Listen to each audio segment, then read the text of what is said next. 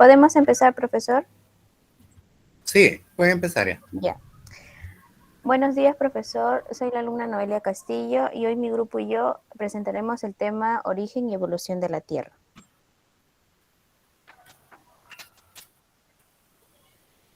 La geología. La palabra geología deriva del griego geo, que significa tierra, y logos, tratado, conocimiento. Por lo tanto, se define como la ciencia de la Tierra que estudia la composición, la estructura, dinámica e historia, incluyendo sus recursos naturales que son la energía, los minerales y el agua, así como los procesos que repercuten en su superficie, y por tanto en el medio ambiente, desde los tiempos más antiguos hasta la actualidad mediante el análisis de las rocas. La formación de la Tierra. La Tierra es el mayor de los planetas interiores y se creó como todos los planetas restantes del Sistema Solar, hace aproximadamente 4.6 miles de millones de años. La Tierra primigenia se formó por la colisión y fusión de fragmentos de rocas más pequeños. La Tierra se fue calentando por causa de las desintegraciones radioactivas, por la creciente presión en su interior y además por el bombardeo de partículas provenientes del universo. Esto llevó finalmente a la fusión del hierro, que como elemento líquido más pesado se hundió en el centro de la Tierra primigenia y formó el núcleo terrestre. Tras el enfriamiento de la corteza terrestre externa aparecieron los primeros continentes. La corteza terrestre está formada por un 70% de superficie líquida y un 30% de tierra firme. Su aspecto actual es el resultado provisional de alteraciones permanentes, de las que se consideran responsables distintas fuerzas tanto de tipo interno como externo.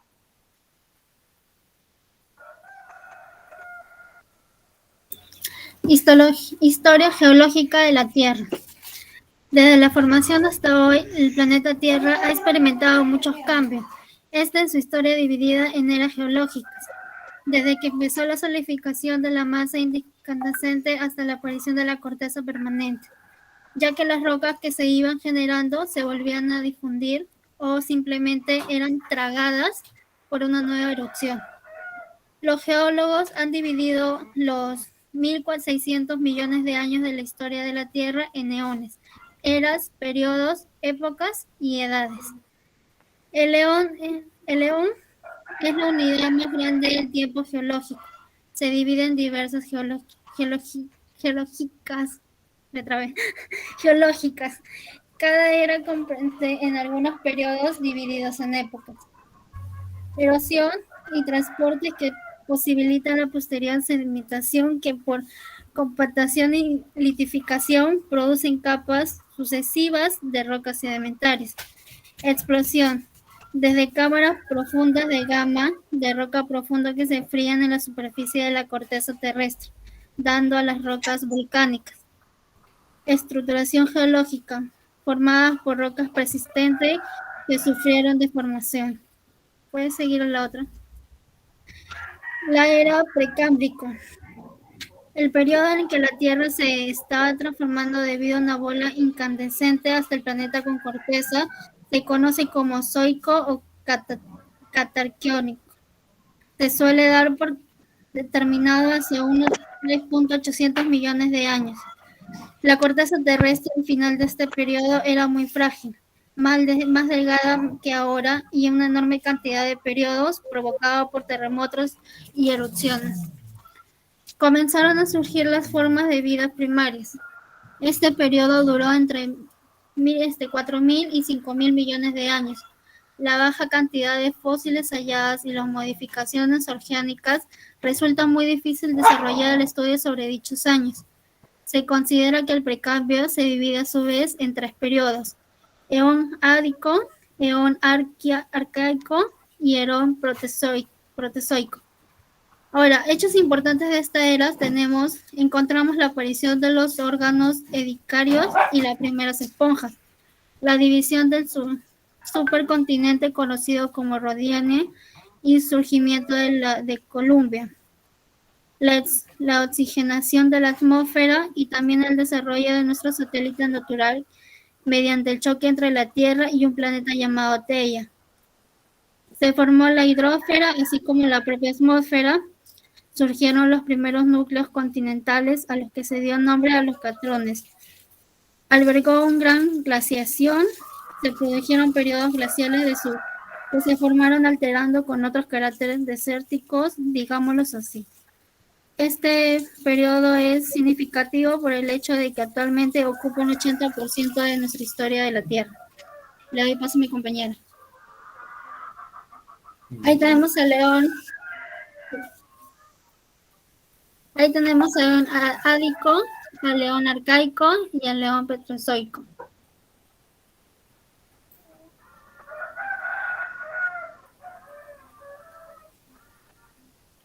Mi nombre es Shirley Ivana Bazán Ramírez y yo les voy a hablar sobre la era Paleozoico. Esta era tuvo su inicio hace 542 millones de años y terminó hace 251 millones de años aproximadamente. El término Paleozoico significa vida antigua, el nombre que se le asignó a este periodo porque es en el que proliferan las formas de vidas más antiguas, conocidas como seres con conchas o exoesqueletos. Este fue un periodo sumamente rico desde un punto biológico. ¿Por qué? Debido a la transición entre el reino de los animales invertebrados y de los vertebrados o superiores. En este lapso, los mares se llenaron literalmente de vida y migraron a la Tierra. Asimismo, conquistaron nuevos hábitats y se expandieron por todo el planeta. Climáticamente, este periodo se caracterizó por el incremento en la calidez del planeta, lo cual condujo a una estabilidad media que coincide con la proliferación del oxígeno en la atmósfera.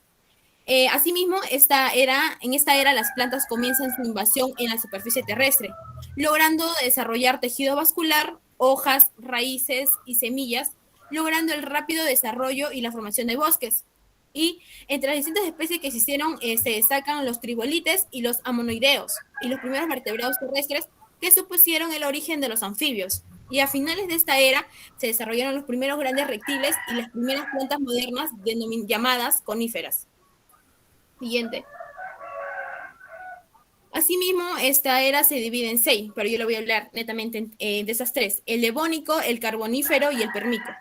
El devónico es de 416 años millones atrás hasta 359 millones años atrás. En dicho periodo, la mayoría de las masas continentales formaban 2 supercontinentes. Estas eran el Gondwana y el Laurasia, y el Gondwana contenía 2 continentes que al día de hoy son más conocidas como América del Sur y África, mientras que Laurasia tenía en su estructura continentes que el día de hoy conocemos como América del Norte, Islas Británicas y Escandinavia.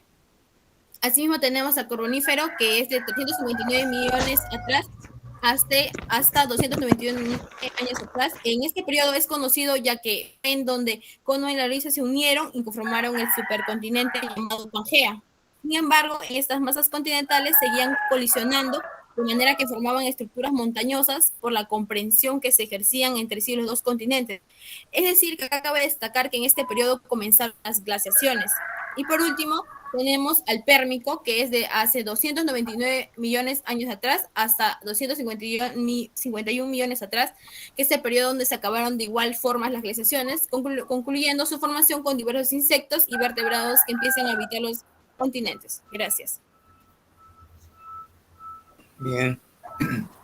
Buen día, profesor y compañeras. Quien les habla es la alumna Barrijo Orbación María Fernanda y les hablaré sobre la era mesozoica. Pues al principio de esta era geológica, todos los continentes o islas del periodo anterior, o sea, de la era paleozoica, se habían reunido en un solo continente al que llamamos Pangea, es decir, toda la Tierra. Pues la Pangea se fragmentó y las masas continentales se desplazaron lentamente hacia las posiciones actuales. Pues la Tierra estaba dominada por enormes coníferos, por lo que su aspecto desde el espacio debería ser mucho más verde que el actual. La era mesozoica pues se divide en 3 periodos, que es el periodo Triásico. Este se caracteriza fundamentalmente por la aparición de los famosos dinosaurios y de los primeros mamíferos, lo cual también es conocido como el periodo de los dinosaurios. Pues a lo largo del Triásico, la Pangea empezó a desmembrarse y al ir estirándose la corteza terrestre, se hundieron grandes bloques creando cuencas. Su clima era cálido y algo seco, lo que favoreció que se formaran desiertos. Además, como la Pangea era muy extensa, pues las zonas interiores quedaban muy lejos de la influencia marina y por eso tenían estaciones bien marcadas, como un invierno bien helado. Por favor, ¿puedes apagar tu micro, Noelia?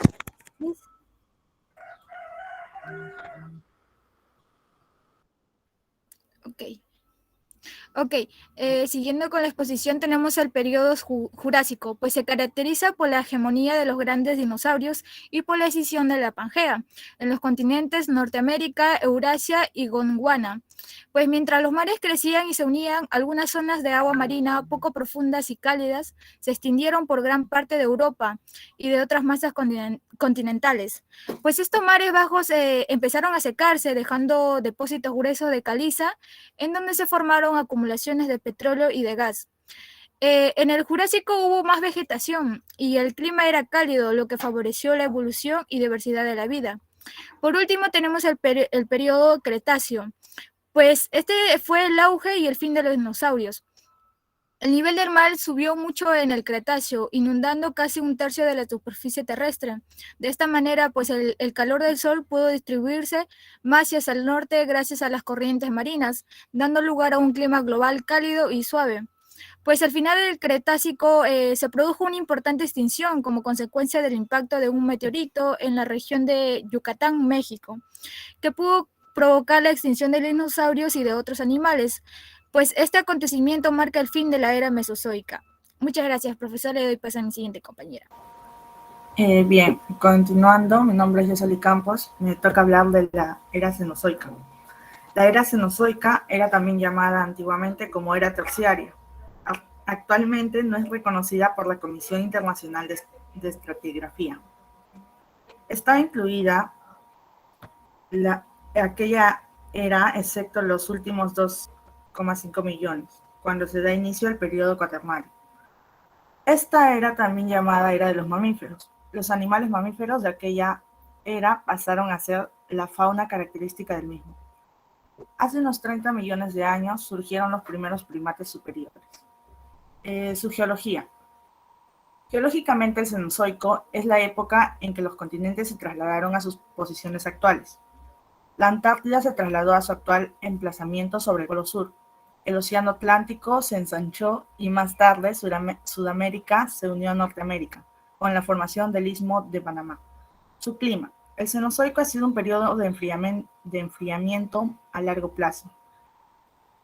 El clima se enfrió considerablemente debido a la aparición de la corriente circumpolar antártica que produjo el gran enfriamiento del Océano Antártico. Sus subdivisiones. Aquella era se divide en 3 periodos, el Paleógeno, Neógeno y Cuaternario, quienes a su vez se dividen en 3 etapas. El Paleógeno se divide en Paleoceno, Eoceno y Oligoceno, el Neógeno en Mioceno, Plioceno, y el Cuaternario en Holoceno y Pleistoceno. Bien, le doy pase a mi compañero. Bueno, profesor, yo les voy a hablar sobre la era cuaternaria. El periodo cuaternario es la última división temporal de la era cenozoica. Se inició hace 2,59 millones de años. Es el periodo de la historia geológica más y mejor estudiado de todos, pues sus huellas fósiles y sustratos pueden hallarse sin dificultad cerca de la superficie de la Tierra y en el fondo marino. Se divide en 2 épocas.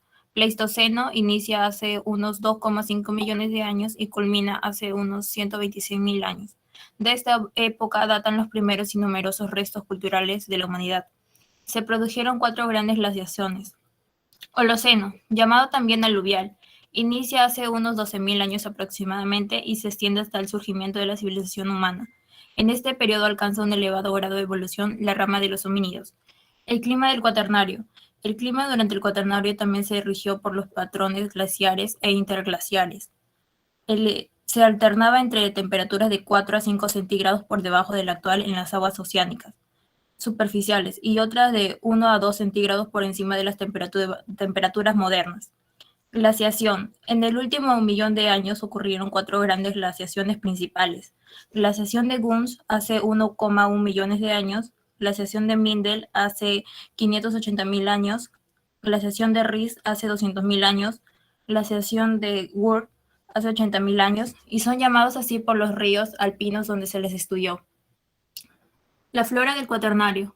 Evidencia a juzgar por los fósiles encontrados especies similares a las que hoy del día conocemos. El estrés climático empujó a las especies a mayores rangos de adaptación. Fauna del cuaternario. La mayoría de las grandes especies, mamíferos en su casi totalidad, se adaptaron al clima, sobre todo durante las eras glaciales. Predominaban carnívoros de gran tamaño como los tigres dientes de sable, osos de cavernas y lobos terribles, o herbívoros como los mamuts, lanudos, bisontes y otros animales de mucho pelo. Al término de las eras glaciales, muchas especies sufrían extinciones focalizadas. Dichas extinciones continuaron en el Holoceno indiscutiblemente por acción humana. La evolución humana. Los primeros homínidos surgieron en el continente africano, especies del género Australopithecus y posteriormente Homus. Migraron del continente hacia Eurasia y Oriente Próximo, dando así origen a nuevas especies humanas. Terrazas fluviales. Una gran parte de la estratigrafía del Cuaternario se basa en las terrazas climáticas de los ríos o en los diferentes niveles de depósito de sedimentos en sus proximidades, producidos por las oscilaciones climáticas propias de este periodo. Ahora les hablaré sobre las eras estelares, geoestelares. Son las etapas por las que atraviesa la evolución de las estrellas, en este caso, la estrella Tierra. Primera era. Su color es de azul muy intenso debido a las estrellas al principio son ricas en oxígeno en combustión junto a grandes cantidades de helio, metano e hidrógeno ligero. Segunda era. Segunda era. Su color es de blanco debido a la disminución del oxígeno y al mantenimiento de los otros combustibles. Tercera era geoestelar. Su color comienza pasando de un blanco a un amarillo blanquecino. Cuarta era geoestelar. Toma un color amarillo más fuerte debido a la presencia y aumento del carbono. Quinta era geoestelar. Comienza a oscurecer la superficie de la estrella de un amarillo fuerte a un amarillo rojizo o anaranjado. Sexta era. El color va del naranja al color y sigue al rojo y sigue oscureciéndose. Séptima era. Los residuos continúan acumulándose formando un grueso cascarón cada vez mayor.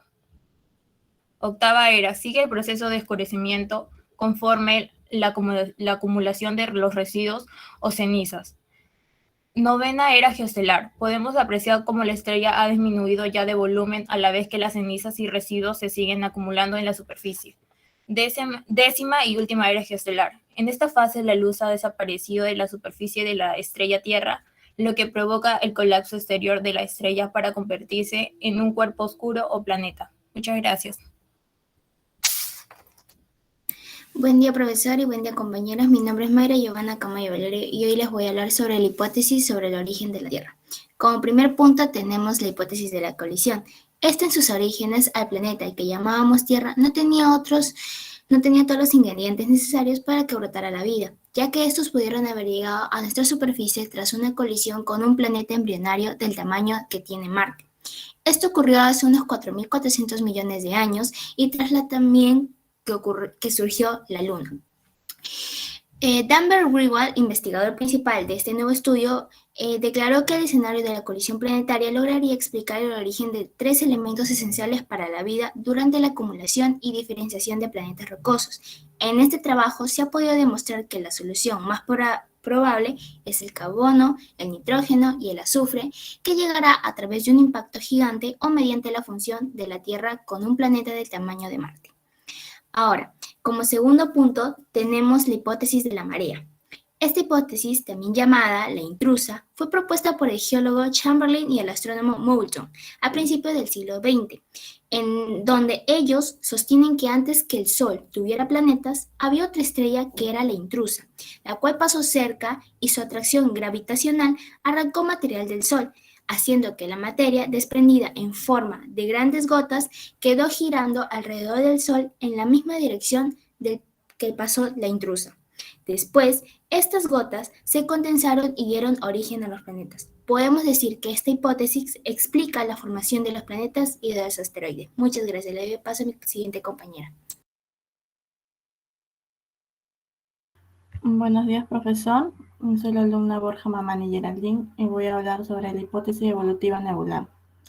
El Sol y los demás planetas del sistema solar se originaron de una nube de gas y polvo que giraba lentamente.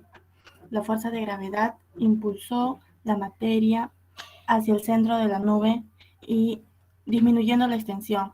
Entonces la velocidad de la nube aumentó para respetar la conservación del momento angular y también aumentó la temperatura.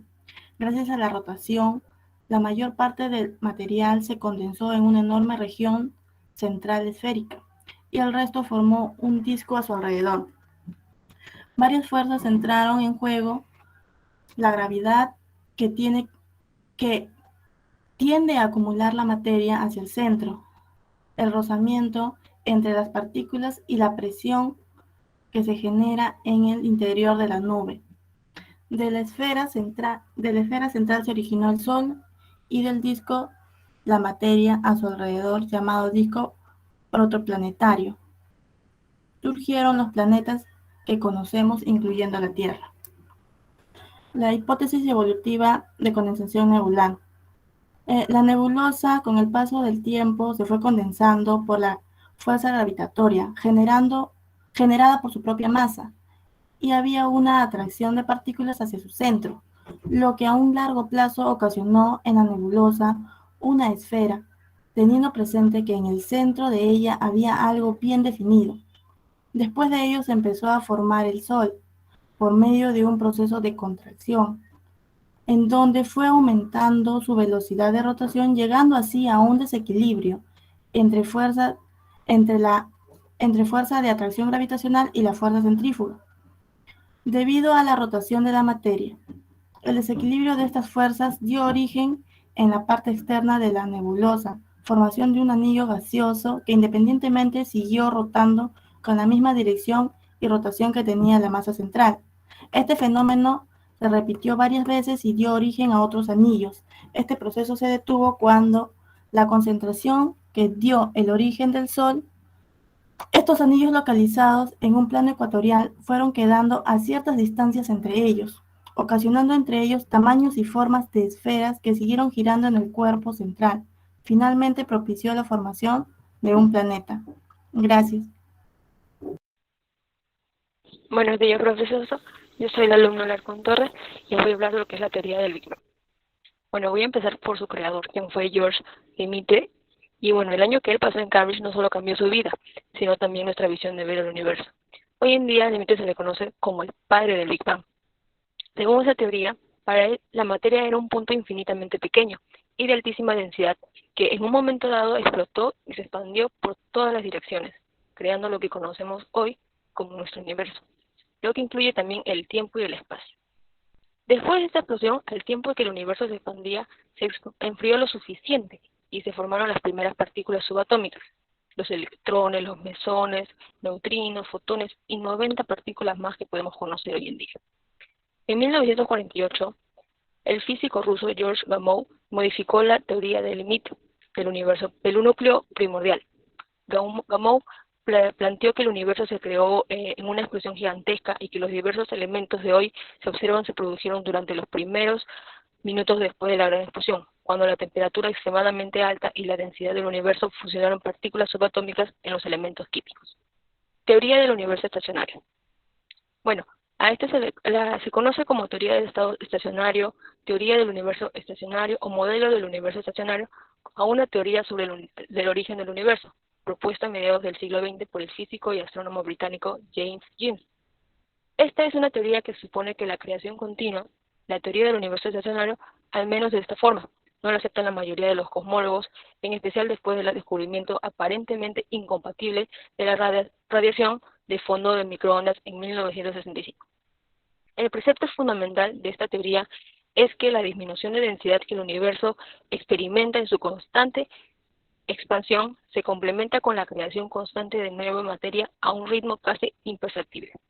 Esto quiere decir que el universo presenta propiedades generales constantes, invariables en el tiempo y en el espacio, por lo que su origen tiende al infinito en el pasado, como un ritmo de expansión exponencial.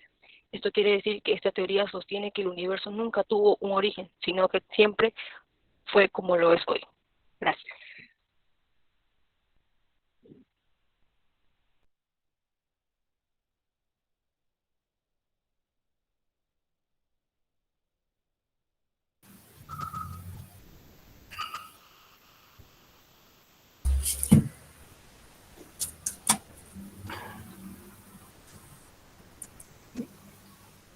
¿Quién falta? ¿Beltrán? Presidente histórico.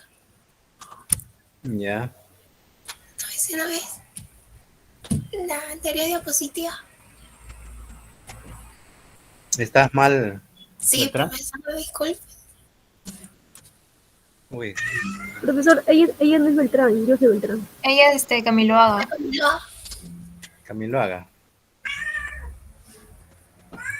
la siguiente, la otra, la otra. De presentes históricos. Ya. Presentes históricos. El mundo griego. La Tierra es una esfera inmóvil suspendida sobre el espacio. El mundo egipcio consiguieron como un dios cubierta de vegetación que flotaba sobre un lecho acuoso. El mundo asirio tenía la forma de un plato sobre el agua que circundaba, mientras que por encima estaba el aire y el viento. El mundo babilónico representaba la tierra como una montaña hueca y rodeada por el mar. En su interior estaba el reino de los muertos. Arqueado sobre la tierra estaba al firmamento en el que se movía el sol, luna y las estrellas. El mundo hindú era sostenido por elefantes, cuyos movimientos causaban terremoto, y debajo de ellos una tortuga que descansaba sobre una cobra. Gracias.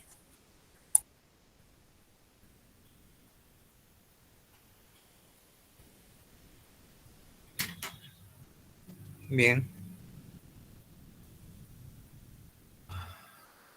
Sigue Beltrán. Beltrán.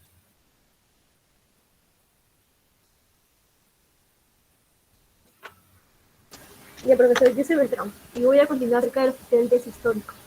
Bueno, a mí me tocó el mundo chino, voy a explicar de que el mundo chino dice de que la Tierra se encontraba situada entre dos grandes ruedas, que debería ser el Sol y la Luna, y que el universo estaba incluido en el vacío.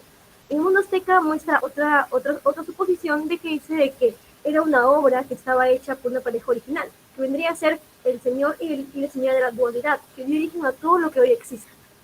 Ahora voy a hablar acerca de las dimensiones que tiene la Tierra. Como todos sabemos, tiene forma geoide, tiene aproximadamente, su superficie abarca cerca de 510.072.000 kilómetros cuadrados. Además, tiene un volumen que equivale a 1083 por 10 a las 12 kilómetros cúbicos. Bueno, hablamos un poco acerca de los movimientos que tiene la Tierra. Tenemos de rotación y traslación. En el rotación es un movimiento que afectúa a la Tierra girando sobre sí misma a lo largo de un eje imaginario, lo que se llama, determinaría eje terrestre. Tarda 24 horas en dar una vuelta completa, lo cual tiene una velocidad de 1.300 kilómetros.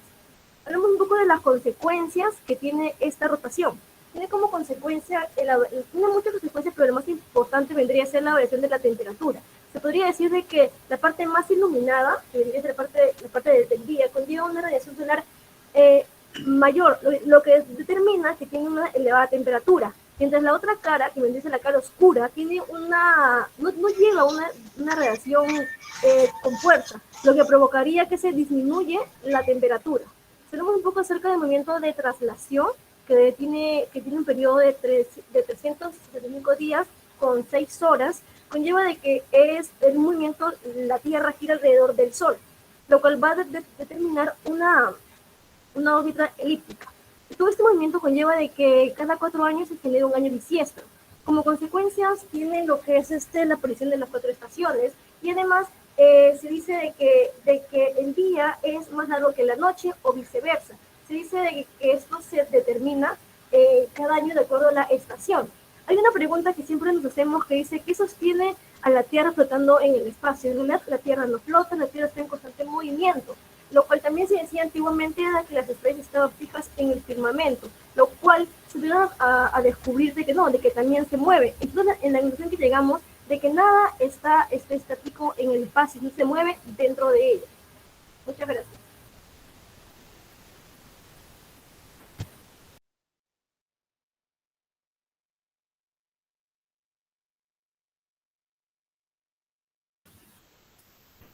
Bien. Completaron, creo, ya el grupo, ¿no? Sí, profesor, eso sería todo. Ya. Pasamos a otro grupo.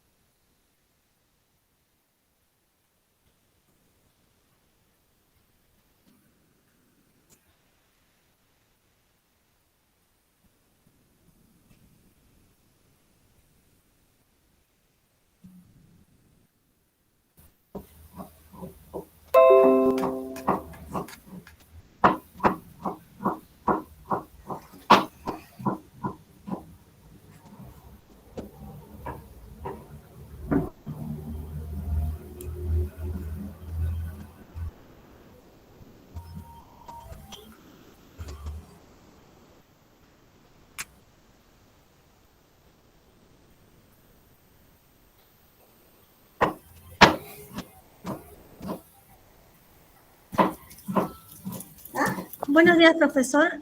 A nosotros, a mi grupo, nos ha tocado las estructuras de la Tierra. Voy a dar paso a mi siguiente compañera para que inicie con la exposición.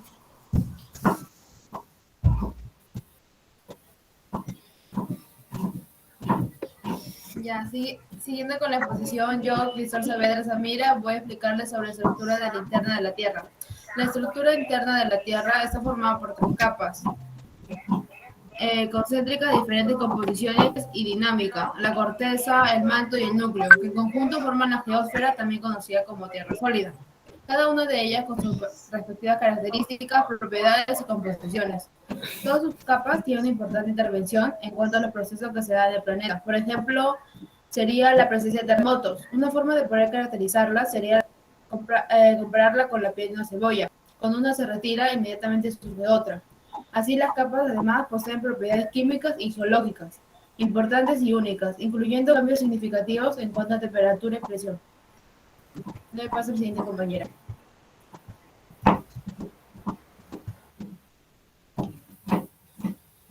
Bueno, siguiendo con la exposición, soy Chumpita Estefani.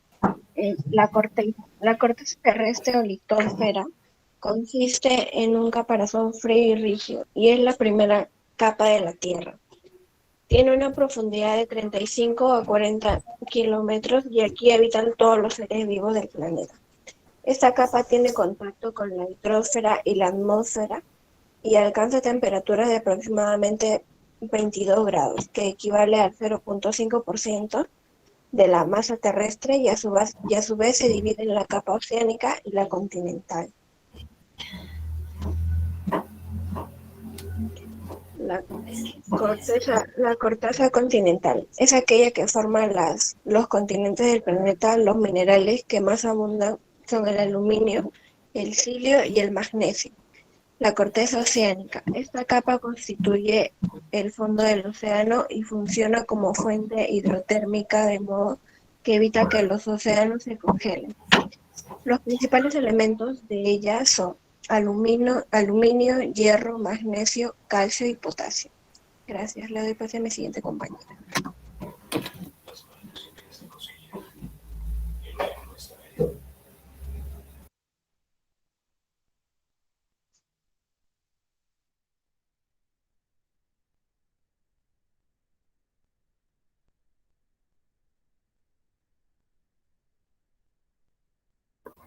En las características de la corteza terrestre podemos encontrar como elementos químicos en estado natural como el oro y el azufre, también minerales de silicato como el cuarzo y el feldespato.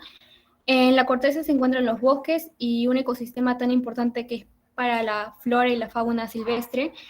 La corteza terrestre es el hogar de la vida, y en la corteza terrestre se dan movimientos que son orogénicos, que son aquellos que se dan de manera horizontal en las placas de la Tierra, que en conjunto forman el planeta. Un ejemplo claro de movimiento orogénico es la cordillera andina y las rocosas.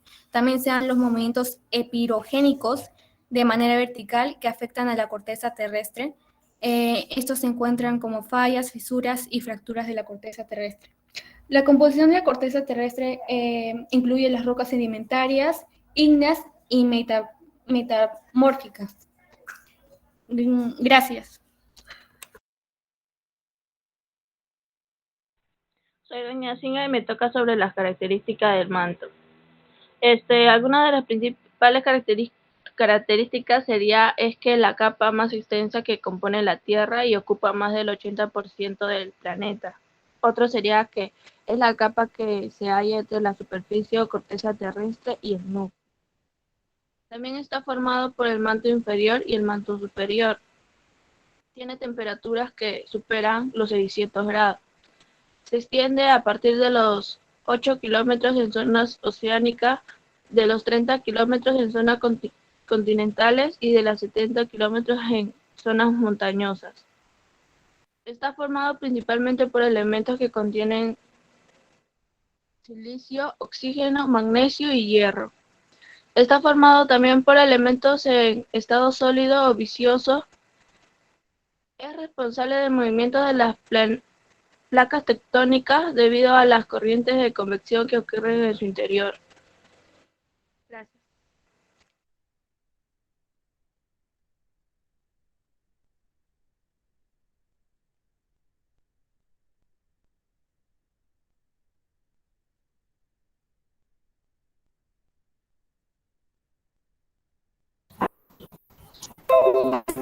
Sí, la exposición a mí me ha tocado sobre el manto inferior, soy Espinosa Taguada.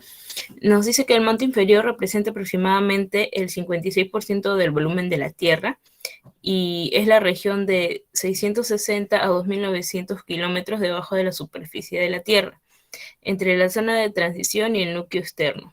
El modelo de referencia preliminar de la Tierra separa el manto inferior en tres secciones: la superior, el manto medio inferior y la capa D. La presión y la temperatura del manto inferior varían entre 24 y 127 pGa y de 1900 a 2600 grados Kelvin. Se ha propuesto que la composición de la capa inferior es pirolítico, que contiene tres fases principales de brismanita, ferropericlasa y silicato de calcio. Se ha demostrado que la alta presión en el manto inferior introduce una transición de rotación de brismanita y ferropericlasa, portadores de hierro, que puede afectar tanto la dinámica del penacho del manto como la química del manto inferior. Buenos días, profesor. Buenos días, compañeros. Yo soy la alumna Girón Guzmán y les voy a presentar sobre el manto superior. El manto superior de la Tierra comienza justo debajo de la corteza, alrededor de 10 kilómetros debajo de los océanos y alrededor de 35 kilómetros debajo de los continentes, y termina en la parte superior del manto inferior en 670 kilómetros. Las temperaturas oscilan entre aproximadamente 200 grados Celsius en el límite superior con la corteza hasta aproximadamente 900 grados Celsius en el límite con el manto inferior. El material del manto superior que ha salido a la superficie está puesto aproximadamente el 55% de olivina, 35% de piroxeno y 5 a 10% de minerales de óxido de calcio y óxido de aluminio, como la plagioclasa, epinela y granate, dependiendo de la profundidad. La temperatura está de 1900 centígrados a 2000. Estado plástico y sólido. Composición: hierro, oxígeno, silicio, magnesio y aluminio. Esta es la capa entre el mojo, discontinuidad del mojoropísid y una profundidad de unos 400 kilómetros. Debajo de las cuencas oceánicas, el intervalo entre aproximadamente 100 kilómetros y 200 kilómetros tiene una velocidad sísmica normalmente baja. Este intervalo se conoce como la zona de baja velocidad. La lentitud de las ondas sísmicas en la zona baja velocidad puede deberse a la presencia de difusión sísmicas en la zona baja parcialmente. En este caso, el 2 o 4% de las rocas se produce como una magna y es el proceso que genera a las rocas ígneas. Ten en cuenta que la zona de baja velocidad constituye solo una parte del manto superior y que probablemente no existe debajo de los continentes. Además, su composición química es similar a la de una periodita. Se comporta como una masa rocosa sólida. Sin embargo, el límite superior de esta capa se conforman las placas litosféricas, que son responsables de la tectónica de placas y de la formación de límites de placas. También en la zona superior se producen corrientes conveccionales, semejantes al agua que hierve en una olla, desplazándose de una porción inferior más caliente a la superior. Estas corrientes de convección son el motor que mueve las placas litosféricas. Parte del manto llamada atmósfera podría estar parcialmente fundida. Paso con mi siguiente compañera.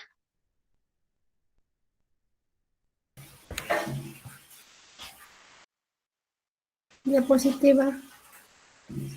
Bueno, profesor, que le habla de Gamarra Osorio María, yo voy a hablar de las características del núcleo. El núcleo de la Tierra es la capa más interna del planeta y de la geósfera. Principalmente está compuesto por hierro, un 70%, y de níquel. También es una capa esférica con un radio de 3.470 kilómetros. También se divide en dos capas, el núcleo interno y externo. También la presión es de 3,5 millones de la atmósfera de la Tierra al nivel del mar. También una de las características es la densidad varía de 12,8 grados a 13 grados en el centro de la Tierra. También está cerca del centro de la Tierra la temperatura del núcleo, que es de casi 7,000 centígrados, más caliente que la superficie del Sol. Doy paso a mi siguiente compañera.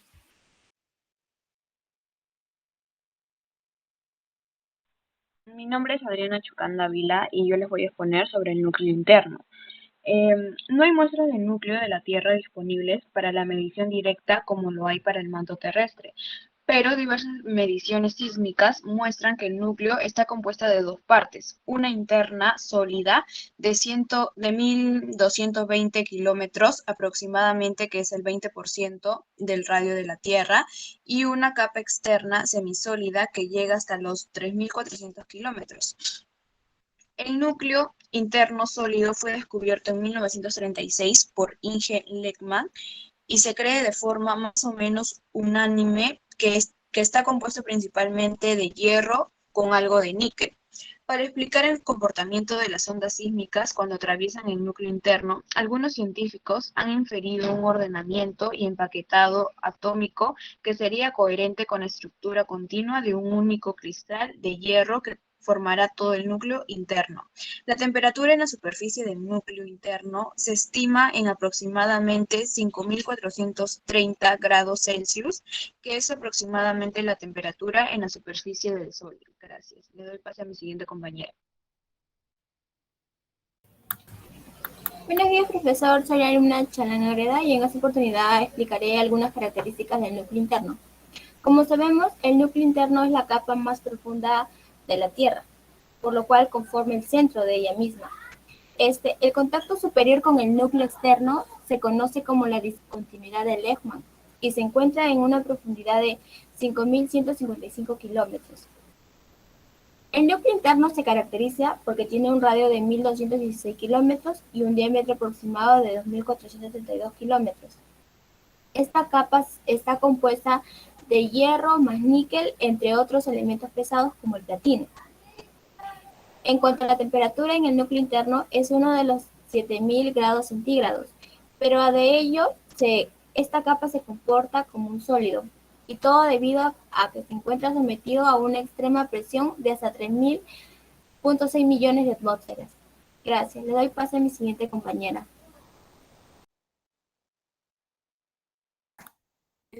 Consiguiendo con la exposición, soy González Girena Abigail y a mí me toca del núcleo externo. Es una capa plasmática mayormente compuesta por hierro y níquel, situado entre el manto y el núcleo interno.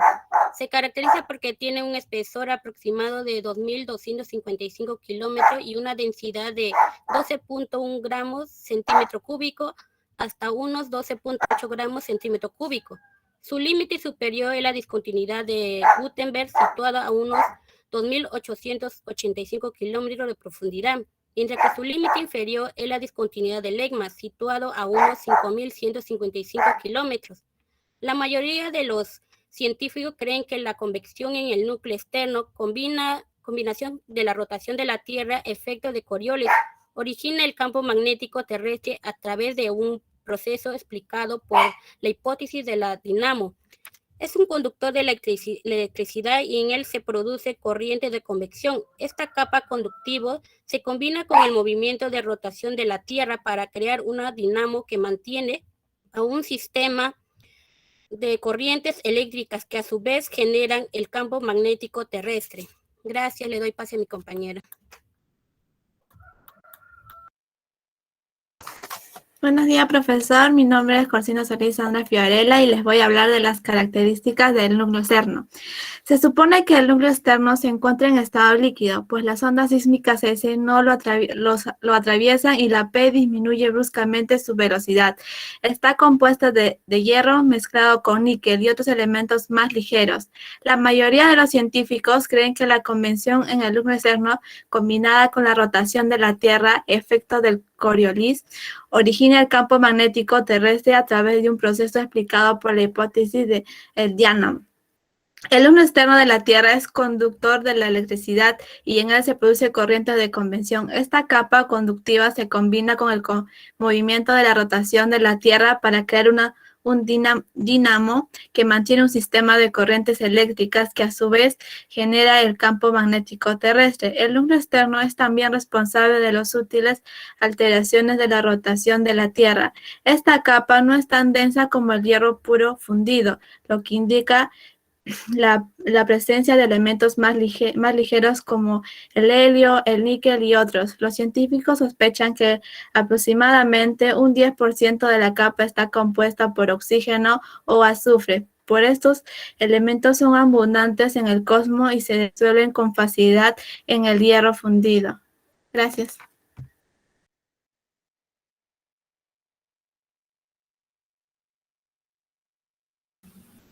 Bien, alumna. Ustedes son 11, ¿no? 11. 11 del Sí, grupo. profesor. Muy bien. Profesor. A ver, chicas, lo que yo quiero mencionarles es que prácticamente como que ustedes leyeran, ¿no? Y no, de repente no han captado el concepto, la concepción, definir bien algunas cosas. Por ejemplo, yo le preguntaría, ¿por qué el hierro, el níquel está al centro de la Tierra? Ese es un ejemplo que yo le dijera de pregunta, ¿no? Y eso tendría que contestarlo rápido, ¿no? Es decir, analizar por qué, el porqué de las cosas, el porqué. A ver quién me responde del grupo.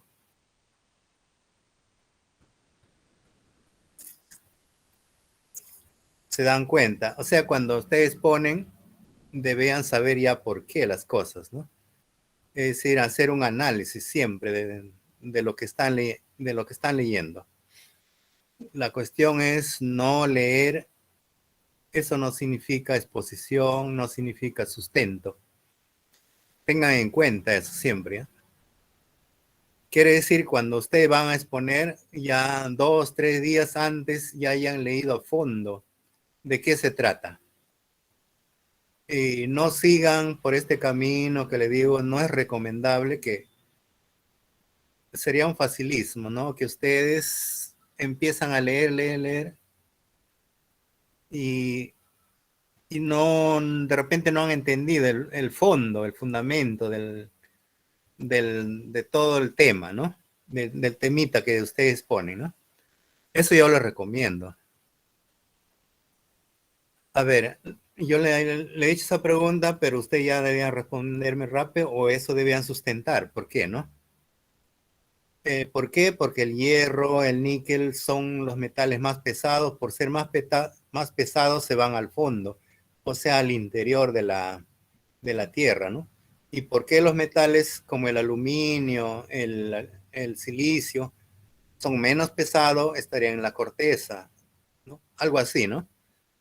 Eso tienen que fundamentar, ¿no? Entonces, eso sería una buena exposición si ustedes respondieran o explicaran de esa manera, ¿no? Bien, chicos, el problema es factor tiempo, ¿no? Si hubiera más tiempo, yo ya le haría una serie de preguntas y entonces ahí bien se vería bien quiénes estudian, quiénes no estudian. Pero yo creo que ustedes están estudiando, ¿no? Pero yo les recomiendo que analicen bien, ¿no? Ya, vamos, chicos, con otro grupo.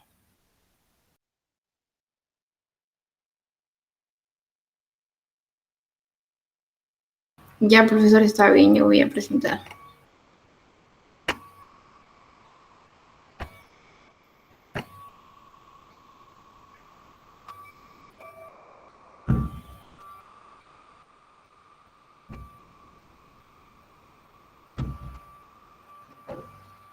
Chicas, alguien del grupo, no lo puedo presentar. Alguien del grupo que pueda presentarlo. No, ya está presentando.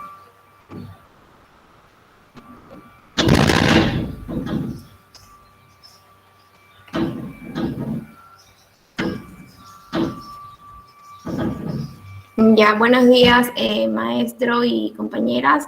El día de hoy, mi grupo y yo vamos a exponer nuestro tema de investigación, que es la biosfera y la atmósfera. Le doy paso a mi compañera. Ya, buenos días profesor y buenos días compañeras. Mi nombre es Losahun Alejandra. El día de hoy les voy a exponer acerca de la biosfera, que es, bueno, dentro del estudio de nuestro curso de lo que es ciencias naturales, uno de los puntos más importantes y que más nos fascina son las partes de las que está compuesto nuestro planeta azul. Entonces nos detendremos a estudiar en determinado la definición de la biosfera. Así nosotros vamos a poder conocer mejor la formación de nuestro planeta. Por ello, primero debemos detenernos en el significado de la propia palabra, en la cual no proviene del griego, para después así pasar a ver cómo está compuesta y si nos hacemos una idea de cuánto hay que cuidar nuestro planeta para que puedan disfrutar nuestras próximas generaciones. ¿Qué es la biosfera? La capa está compuesta por cuatro capas, que vendría a ser la litósfera, la hidrósfera, la atmósfera y la biosfera. La única de ellas donde se encuentra la existencia de la vida es la biosfera, formada por factores abióticos y bióticos que interactúan entre ellos para establecer las condiciones necesarias para la supervivencia de los seres vivos. Cabe recalcar que la biosfera es la envoltura viva del planeta Tierra, es decir, es el conjunto total de las formas de vida, donde encontramos, por ejemplo, los animales, los vegetales, los microbios, etc. Y es el sistema en el que forman sus respectivos entornos, ubicados en la porción superficial de la corteza terrestre. En otras palabras, la biosfera es el ecosistema global en la que se incluyen todos los ecosistemas locales. Por último, podemos decir que la biosfera surgió en nuestro planeta hace alrededor de 3.500 millones de años y desde entonces se evoluciona con una gran complejidad y biodiversidad, a pesar de haber atravesado numerosas existencias masivas. Se puede decir también que el ser humano forma parte de ella, por lo tanto también sus comunidades, naciones y ciudades. Ahora les pasaré a explicar acerca de las capas de la biosfera. ¿Puedes pasar, por favor? Ya. Capa de la biosfera. Tenemos lo que es la litósfera, la atmósfera y la hidrósfera. ¿Qué hace referencia a la litósfera? La litósfera comprende la zona terrestre de lo que es la biosfera. En esta zona se proporciona el sustento de minerales necesarios para sostener la vida. En esta capa viven las bacterias hasta los grandes mamíferos. ¿Qué es la atmósfera?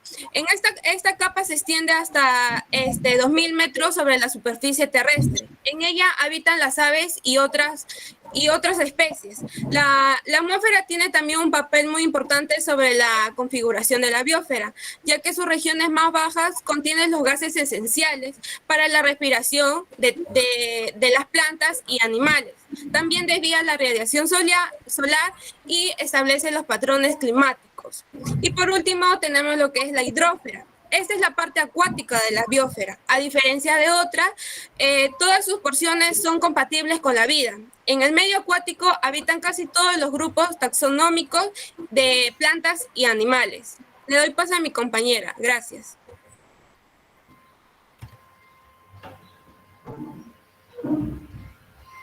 Bueno, mi presente, Kelly Nadesha León Obregón, va a hablar sobre las características.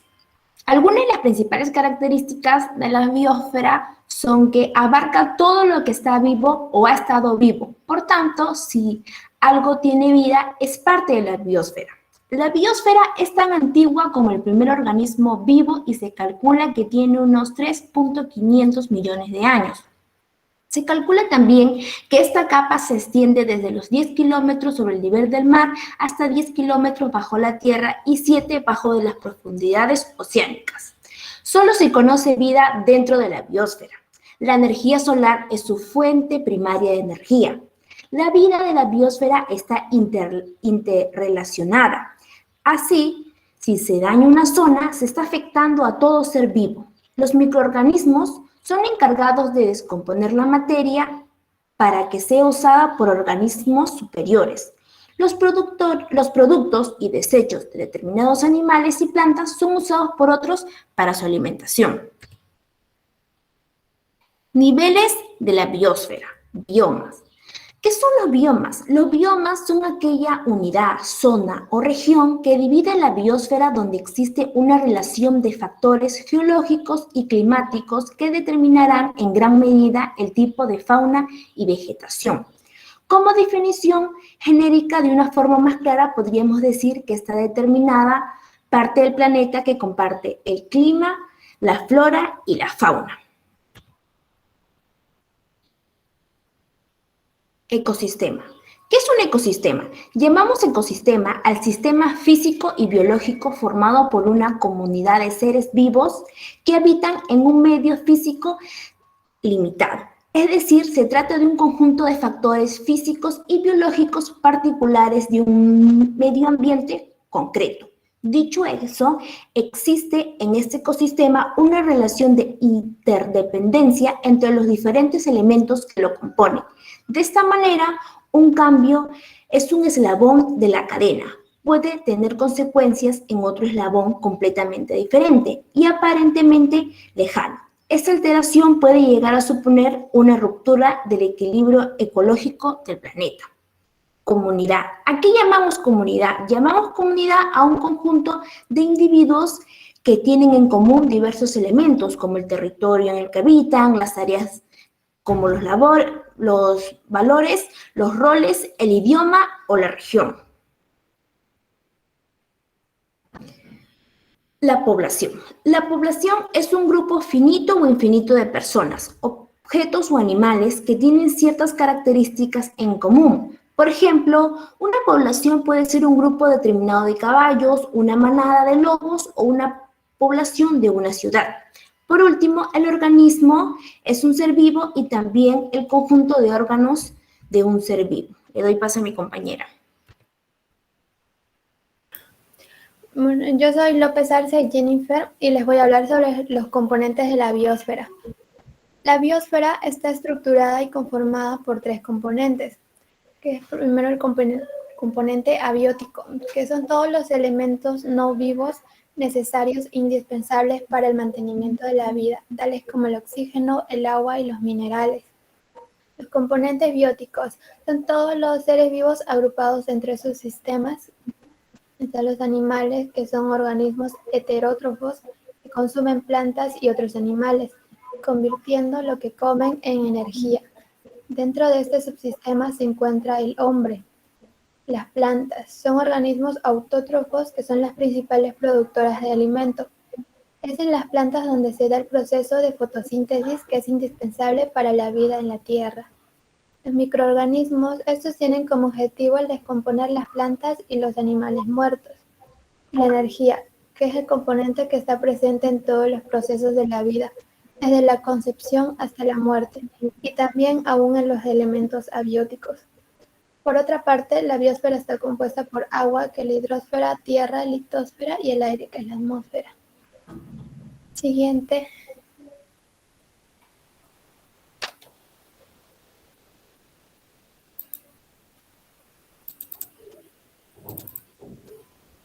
Miembros de la biosfera, ejemplo.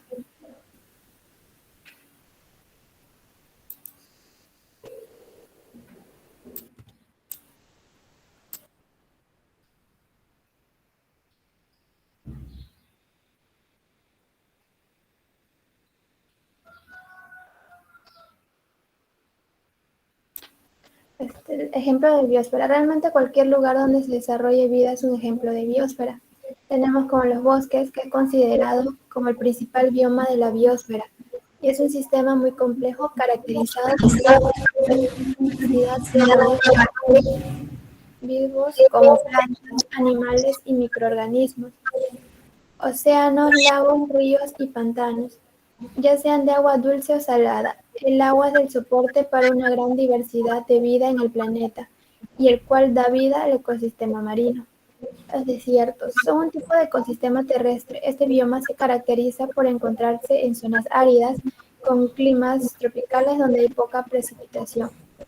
Las praderas se encuentran en zonas semiáridas donde su principal característica es que está constituido por un ecosistema entre boscoso y desértico, con vegetación abundante de baja estatura. Y por último, las tundras, que es uno de los biomas más fríos del planeta. Posee poca diversidad biológica debido a las bajas temperaturas.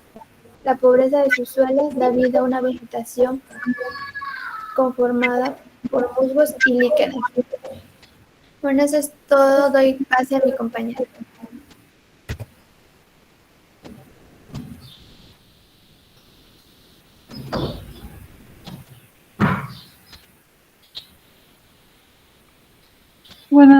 Buenas tardes, profesor. Yo soy Matrona Puentes García Romina y el día de hoy les voy a hablar sobre la función de la biosfera. La función de la biosfera es de proporcionar un ambiente favorable para las especies de la vida terrestre. La importancia es producir materia orgánica, proporción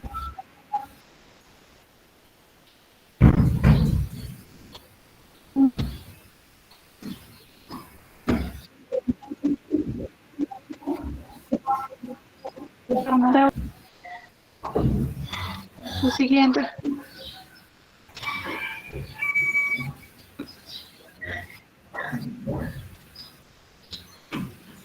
Me eche al siguiente, por favor.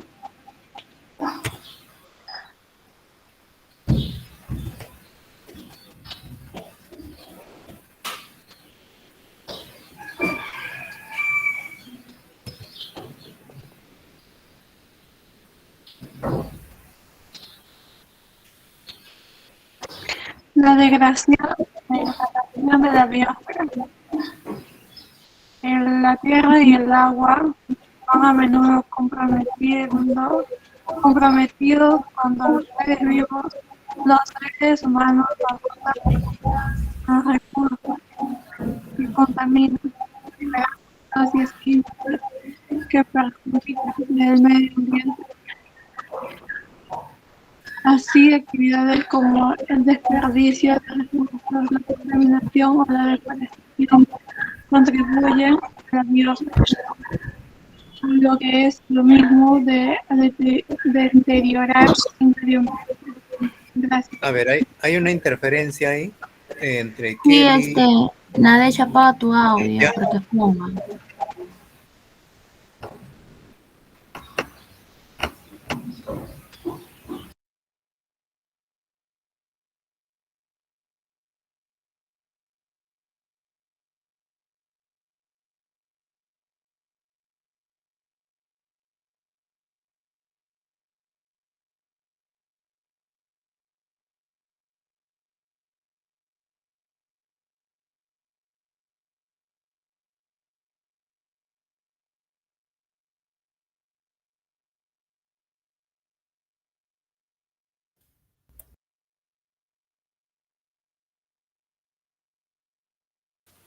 A ver, seguimos.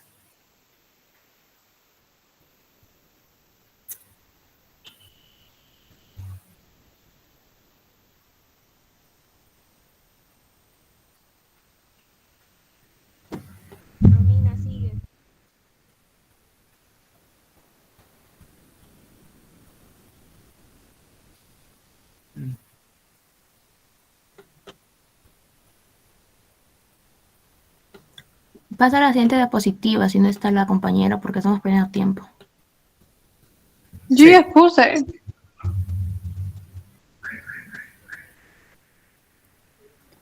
¿Qué son las reservas de la biosfera?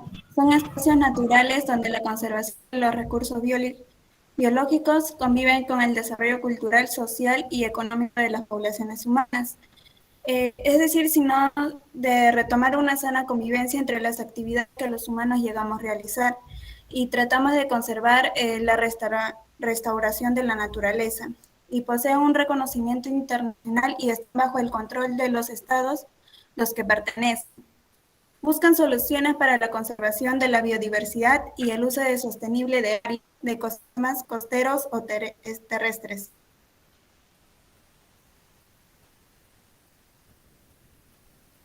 La reserva de la biosfera cumple tres funciones. El primero es la conservación, donde que se fundamenta en la protección de los recursos genéticos, las especies, ecosistemas naturales y paisajes. El segundo es el desarrollo, donde que se busca el crecimiento económico humano desde la perspectiva sociocultural y ecológico de los núcleos, poblaciones locales. Y el tercero es el apoyo logístico, donde que hacen una investigación al monitoreo y promueven la educación y el intercambio de informaciones relacionadas con asuntos locales, nacionales y mundiales de conservación y desarrollo.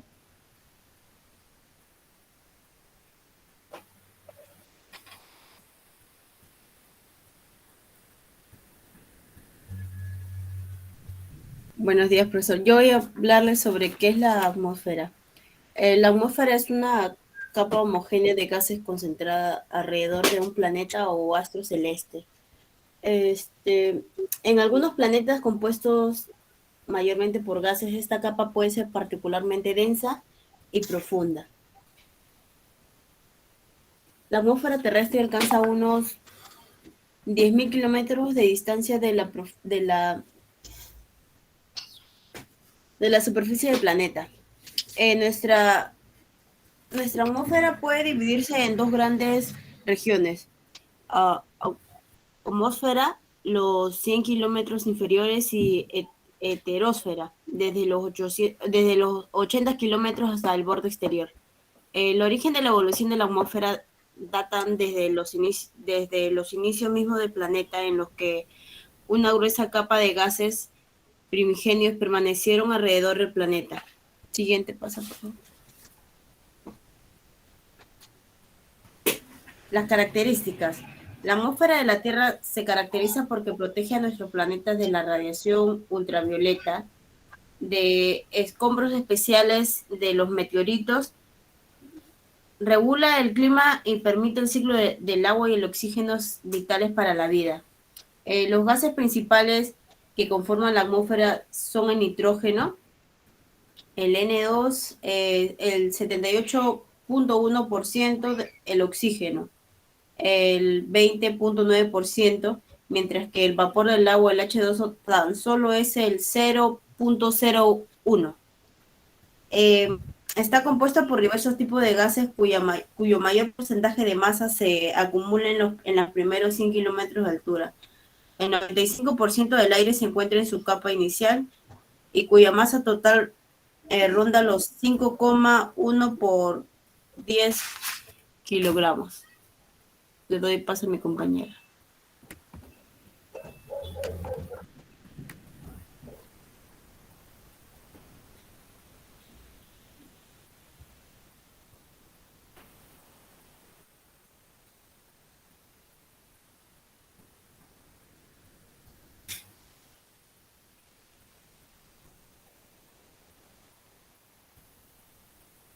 ¿Quién sigue? No está presente, le tocaba a Guamán, pero no está en la reunión. Pase otra, pues. Pasa otra.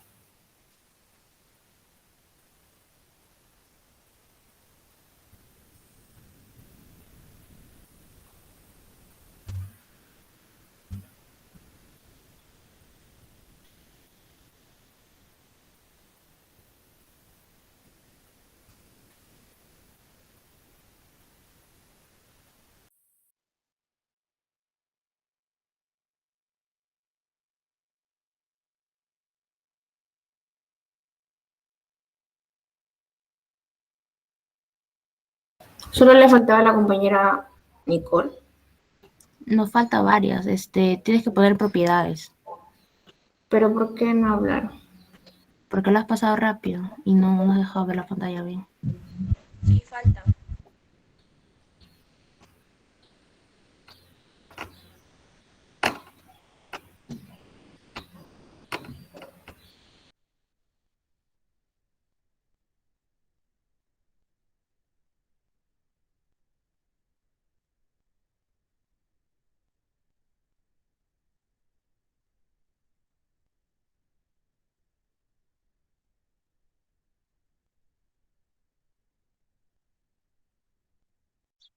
Yo soy propiedades.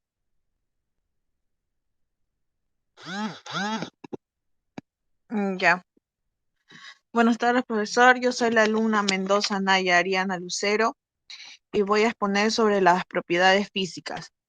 Bueno, los gases que forman a la atmósfera poseen diversas propiedades físicas, ya que las más importantes son densidad, la temperatura, la transparencia y alternancia y movilidad. Los gases que forman a la atmósfera poseen diversas propiedades físicas. Las más importantes son densidad, temperatura, transparencia. Por efecto de la gravedad que comprime los gases que componen el aire, la atmósfera alcanza su máxima densidad y peso en el nivel del mar, pero uno y otro disminuyen rápidamente con la altura. En la atmósfera inferior, hasta los 5 kilómetros de altitud, está contenida la mitad de la masa atmosférica total. En los siguientes 25 kilómetros se concentra el 40%, y a los 60 kilómetros solo queda la milésima parte, y así sucesivamente hasta llegar al espacio interplanetario. Bueno, una propiedad que tiene que ver con la densidad es la compresibilidad y expansibilidad, que es la capacidad de la atmósfera para contraerse y ensancharse. Al aumentar la presión y la temperatura, el aire se expande. Por el contrario, al disminuir estas variables se comprimen. Ello hace que en el ecuador la atmósfera sea más amplia y espesa que en los polos. Le doy paso a mi compañera. Buenas tardes, profesora. Voy a hablar sobre las funciones. Función reguladora. No, disculpe, función protectora. Radiación ionizante. Se realiza en la ionosfera que se encuentra sobre la termósfera y absorbe la radiación gamma y los rayos X. Radiación ultravioleta. En la estratosfera las moléculas de oxígeno se rompen y se recombinan en formas de moléculas de ozono y así se produce la absorción de la radiación ultravioleta. Caída de meteoritos. El rozamiento con el aire puede vaporizar o hacer explotar los meteoritos antes de que impacten en el suelo como rocas del tamaño de una naranja. Viento solar. El viento solar está formado por partículas que alcanzan altas velocidades procedentes del Sol que puedan producir la erosión de la atmósfera.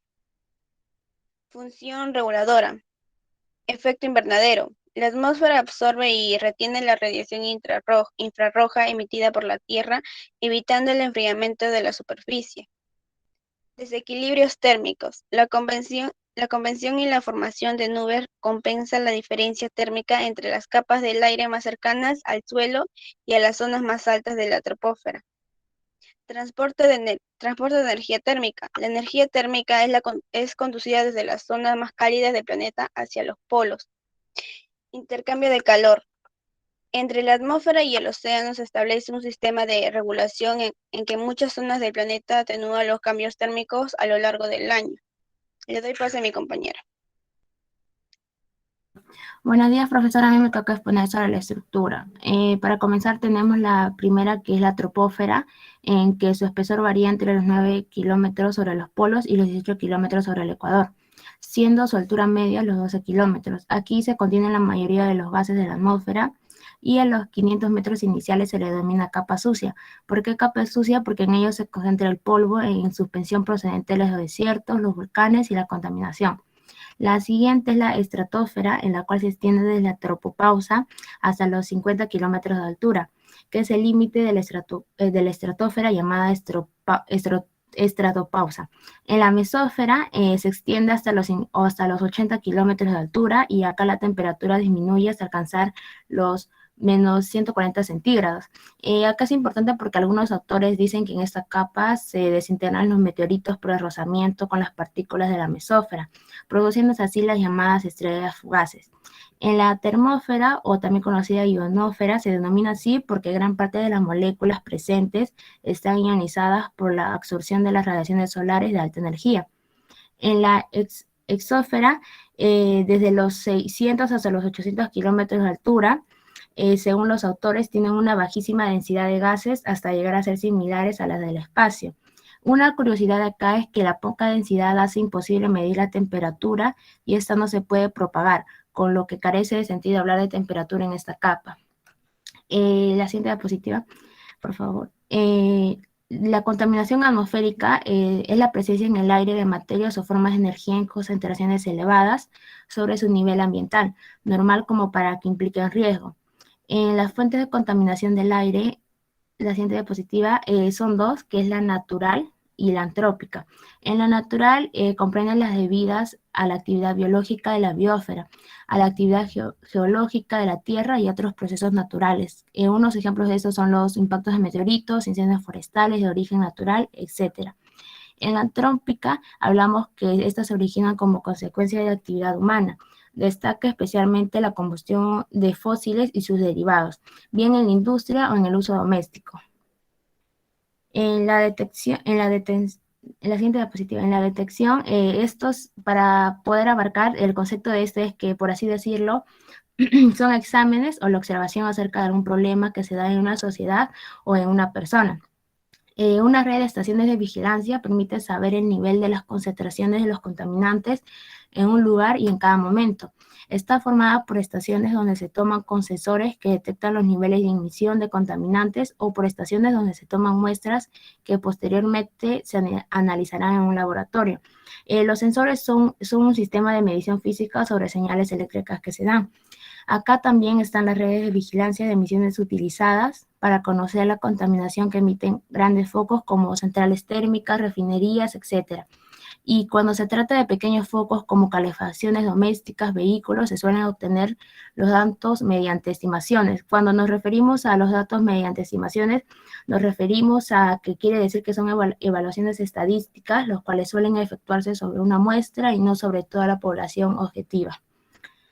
La siguiente diapositiva es la prevención, en donde para prevenir sería la planificación de los usos del territorio.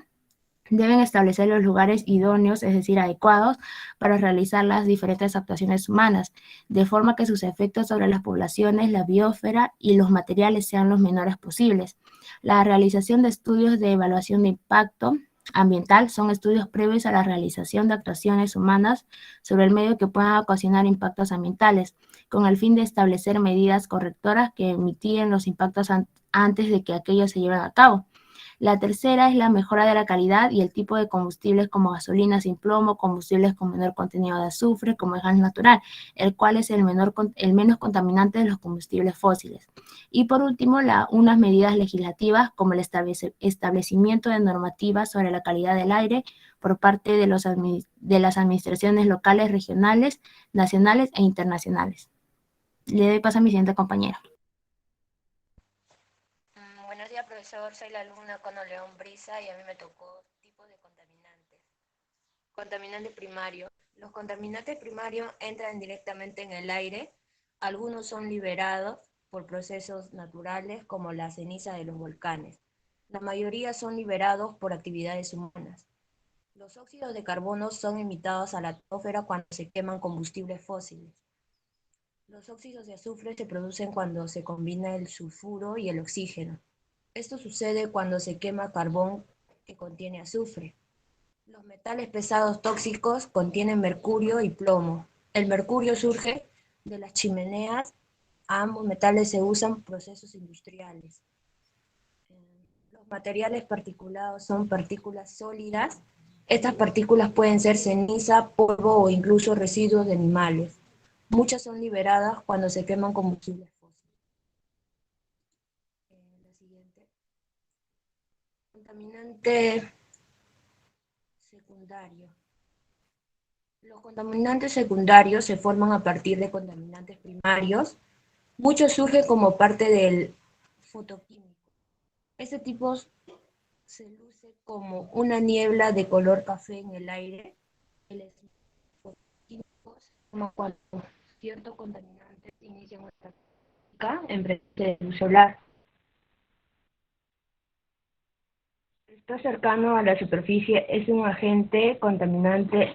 Este óxido es la superficie en un agente contaminante para los seres humanos y otros seres vivos.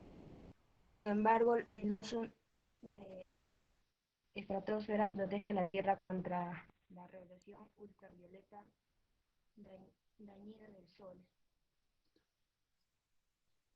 La quema de los combustibles fósiles, cuando se queman combustibles fósiles, se liberan muchos contaminantes al aire. Dentro de estos está monóxido de carbono, el dióxido de carbono, el dióxido de nitrógeno y el dióxido de azufre. Los vehículos motorizados son responsables de casi la mitad del uso de combustibles fósiles. Las centrales eléctricas y las fábricas son responsables por más que un cuarto de combustible fósil usado. En los hogares y otros edificios se queman combustibles fósiles.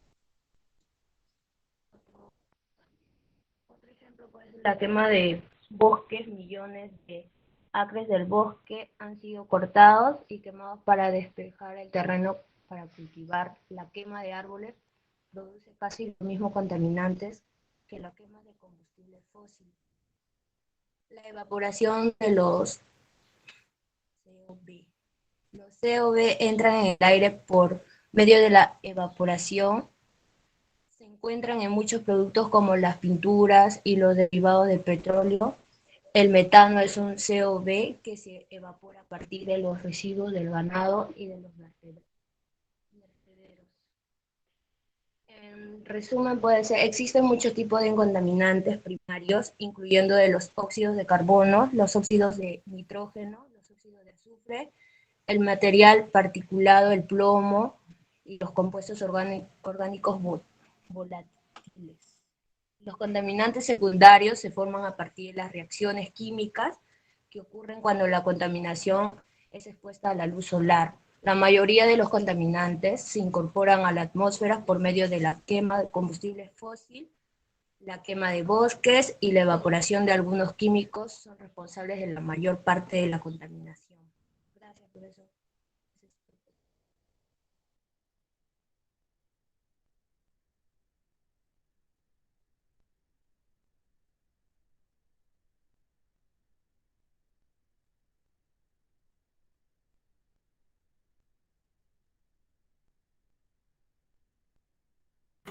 Gracias, profesor. ¿Terminaron? Sí, maestro. Sí, profesor.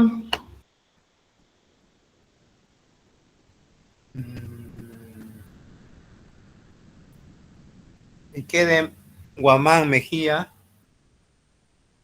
¿No es de su grupo?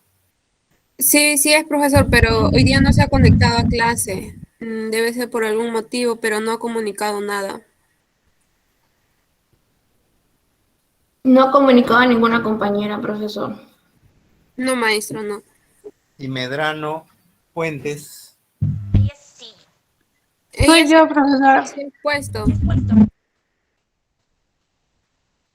Medrano. Sí.